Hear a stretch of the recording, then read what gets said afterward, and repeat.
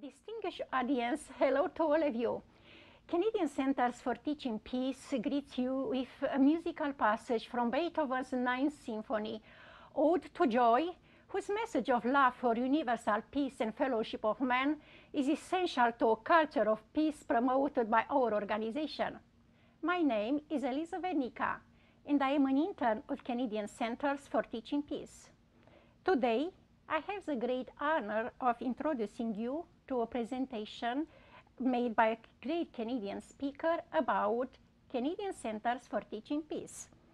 On this occasion, I would like to thank, in the name of Canadian Centre for Teaching Peace, the Oshawa Little Theatre Board and Jonathan Murphy of GM Production for their support given to us in completing our project. I also give special thanks to Judith Edmondson, a great actor and theatre director, who accepted our invitation to deliver a speech about teaching peace based on philosophy and methods of our organization. Today, Judith is taking you on a journey about the great significance of teaching peace for our personal life and community we live in. Thank you very much for your attention.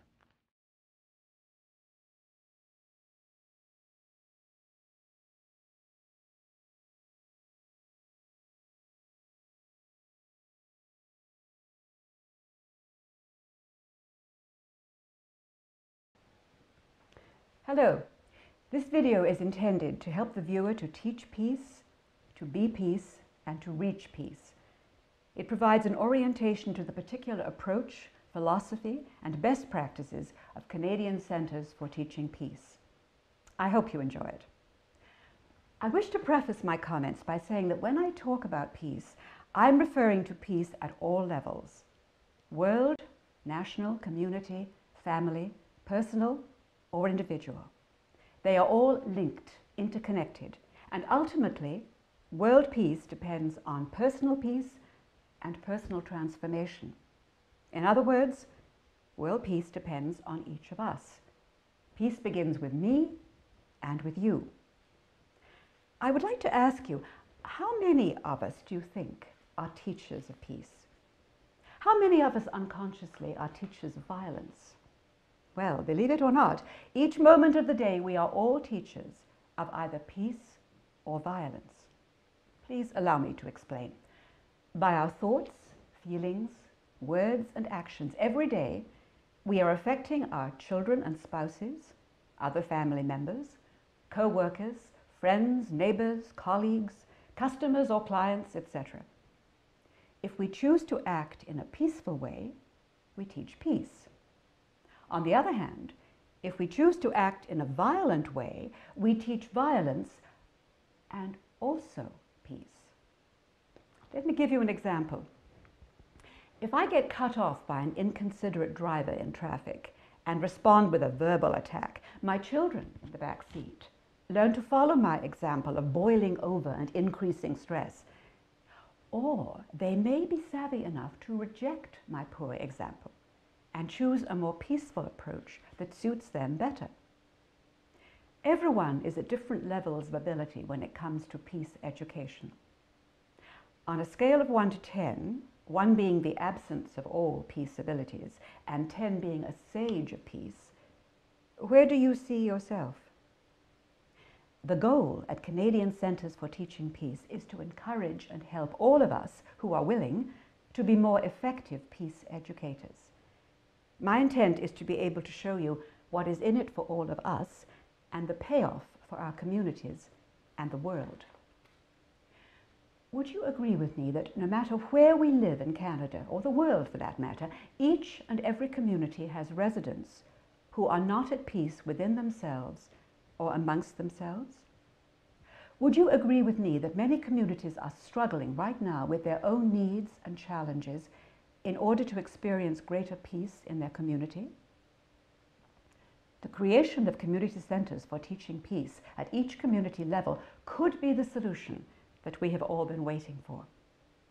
A person, through working on a community holistic project with the purpose of building peace in their community and world, would learn key skills, attitudes, and behaviors leading to greater peace, significantly raise their levels of inner peace, consciousness, love, harmony, and happiness, significantly lower their levels of stress, negative behavior, and discontent, make a significant positive difference with their life, and help many others at home and elsewhere. This could be the personal transformation we will experience directly by getting engaged. For a brief example of key skills, refer to the Peace Toolkit. You will note that these skills are all about relationships with each other and with ourselves. How do we bring about this transformation? The recommended path to peace is through peace education, teaching the skills, attitudes, and behaviors of how to live together more successfully, also known as social intelligence. The projects operate out of both real and virtual community centers for teaching peace and peace cafes, and are integral parts of an international Culture of Peace program intent on increasing the levels of peace consciousness in our communities and world. In brief, community centers for teaching peace and peace cafes are safe community spaces dedicated to developing a culture of peace at the community level through dialogue, conversation, workshops, and a library of peace resources, along with wholesome food and drink options.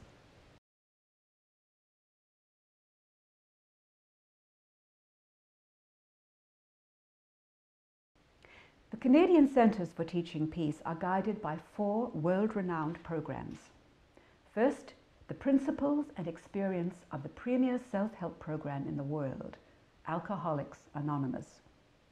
Borrowing from AA's introduction, Canadian Centres for Teaching Peace, or CCTP, is a fellowship of men and women of all ages who share their experience, strength, and hope with each other that they may solve their common problems and help others to achieve peace and reject violence, physical, mental, emotional, spiritual, direct and indirect. The only requirement for membership is a desire to achieve peace and reject violence. There are no dues or fees for membership. They are self-supporting through their own contributions and socially profitable service work and products.